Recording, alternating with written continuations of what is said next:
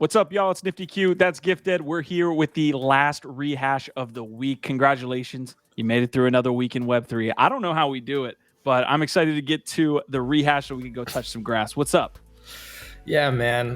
This is the last rehash of the week. Excited to be here with you. Y'all know what it is. We've got the top 10 stories in Web3 from the last 24 hours that we're going to run down here and get it to you in less than 10 minutes. So Q, we got to get into it. We got only 10 minutes to get through all these stories. What is on deck today? Only 10 minutes. I wish we could get to the fact that you're changing your PFP, but I'll start with OpenSea GG streaming soon on Twitch.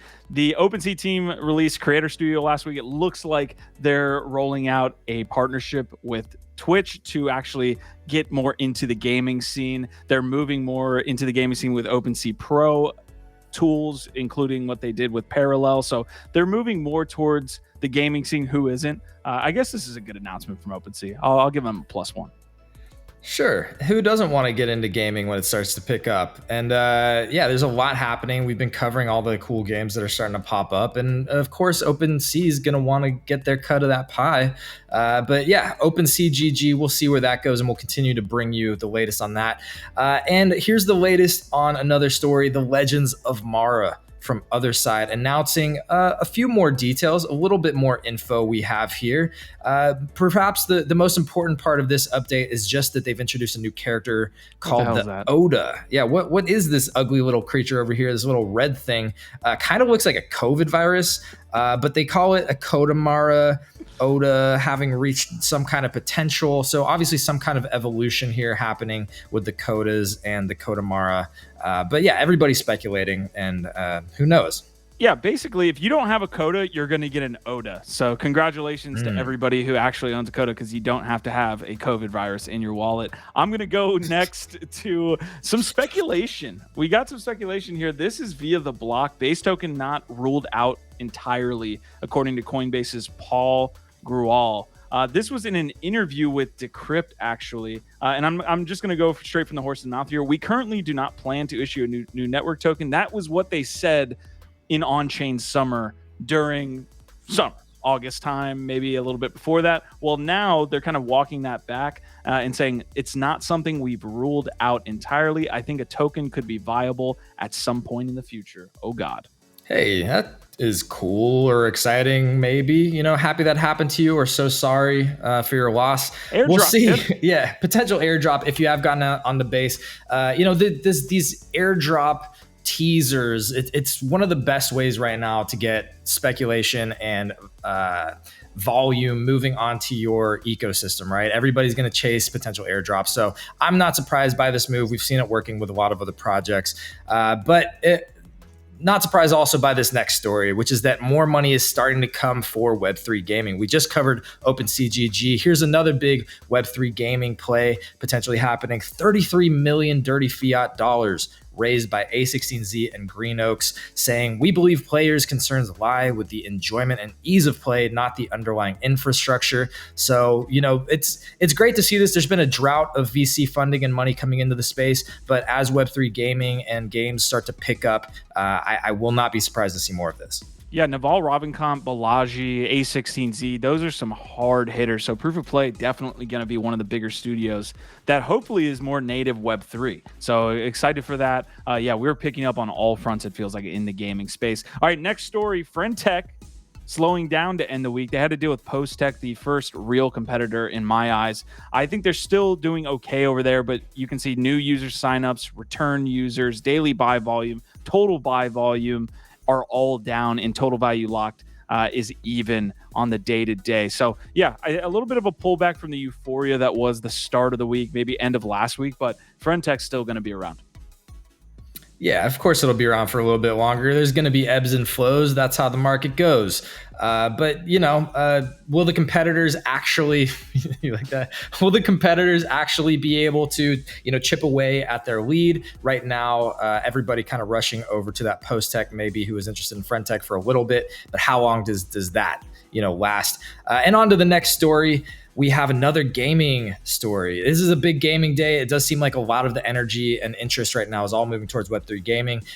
This one, though, actually a Web 2 game, famous Call of Duty Warzone 1, shutting down and taking the skins with it. All of those in-game items that the gamers have spent millions of dollars acquiring, of course, they just disappear. Poof. Up in dust. And this is a great opportunity for the Web3 fans out there, Web3 gaming enthusiasts, to be out there trying to educate around why decentralization and true ownership of digital assets matters.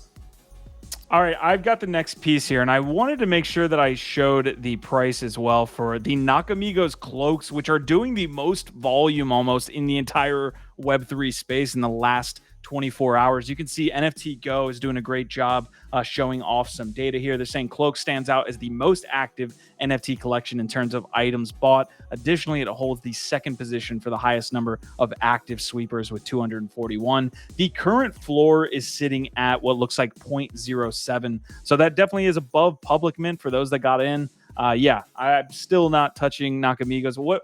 What keeps driving this volume? I have no idea. They just got some whales in that community. We'll see, man. I'm still, jury's out for me on Nakamigos, especially the cloaks. Yeah, I mean, we've seen a lot of volume on the original collection, a lot of people speculating, and whenever you've got 20,000 new assets, there's going to be a lot to discover. So I'm not surprised to see a bunch of people trying to sweep certain character traits, etc. Well, yeah, but we'll see where it goes. How much of that is authentic versus inorganic, and who knows? But we'll keep following what's going on with the Nakamigos cloaks, and congrats again to those who got in. The next story, another congrats to another recent mint, a follow-up here on Sugartown. They continue to tease out more details here. So there's a whole thread here. It's more than a PFP, they say, of course. Some cool animations, but we've got a whole thread where they actually get into more details. Again, all of this is linked in the details of this video and over on our X if you want to tap in and read through the thread, get into it. But we just have a lot more details being teased out here on the Sugartown Oras. And I did want to pull up briefly just a quick update. How are they doing? Again, this was a free mint about a week ago, still sitting above 0.27-ish or almost 0.3 floors. So holding a lot of value there for a new 6,000 supply project. Yeah, I like the details that they released on that thread according to rarities and tier levels. That was a really cool idea.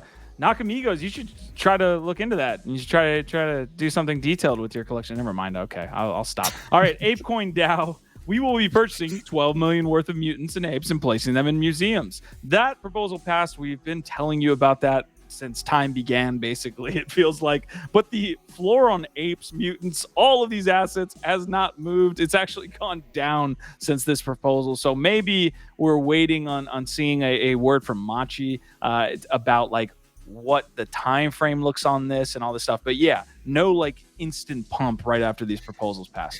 Yeah, this is wild to me, and how it just highlights again how short-term thinking and sort of backwards a lot of the space is right now, and how almost the way to go is to literally go against your instinct in any situation. Whatever you think should happen logically, maybe try the opposite, because that's what'll probably happen in this market. But yeah, it just seems very short-sighted to me given what's just happened with that DAO proposal passing. But again, we'll continue to see what happens in the coming days and weeks as that proposal goes into effect. And with the last story, here we go, a follow-up on one of our favorite stories of the week. These new Pokemon card, tokenized physical Pokemon cards that Courtyard NFT is dropping. They are teasing out more of these drops. That sold out 175 in less than a minute earlier this week. We got to give one away. We, Nifty Q even got in and revealed a pretty cool one. But hey, we now have some more info about their future drops, and we're excited to follow this. And hopefully we're going to actually be able to partner on some of these future drops as well. Yeah, congratulations to the winner of that Pokemon NFT giveaway too, man. I really like the physical redeemable part of this as well. So yeah, super excited about what Courtyard's building. Hopefully we can, again, work with them in the near future for you guys to give you more drops and more pieces there. All right, we're done for the day. Go touch some grass. Last thing, I'm just bringing it up because I needed to say it. Should he change his PFP to a death fellas? It's a big moment in a man's life when he has to change his PFP, okay?